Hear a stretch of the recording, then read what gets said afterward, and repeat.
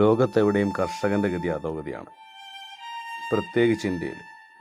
കാലാവസ്ഥയെ ഡിപ്പെൻഡ് ചെയ്ത് കൃഷി ചെയ്യുന്ന നമുക്ക് കാലാവസ്ഥ അനുകൂലമായ മാത്രം ലോട്ടറി അടിക്കുന്നത് പോലെ വല്ലപ്പോഴും വല്ലതും ഒത്തുവന്നാൽ വന്നു. ശരിക്കും കൃഷി എന്ന് പറയുന്നത് ലോട്ടറി എടുക്കുന്നത് പോലെയാണ്. ഇപ്പോൾ തേനീച്ച വളർത്തി കഴിഞ്ഞാൽ ഒരു വർഷം മഴക്കാലം മുഴുവൻ അതിനെ പഞ്ചസാര കൊടുത്ത് പരിപാലിച്ച് കഴിഞ്ഞാൽ തേനെടുക്കുന്ന ടൈം ആകുമ്പോൾ മഴ പെയ്ത് എല്ലാം നഷ്ടപ്പെടും.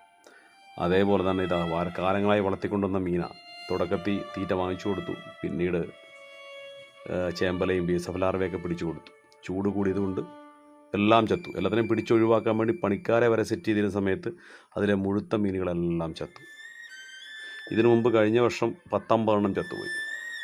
കൃഷിക്കാരന് ഒരു ഗതിയും പരഗതിയും ഒരു സ്ഥലത്തും ഉണ്ടാവില്ല.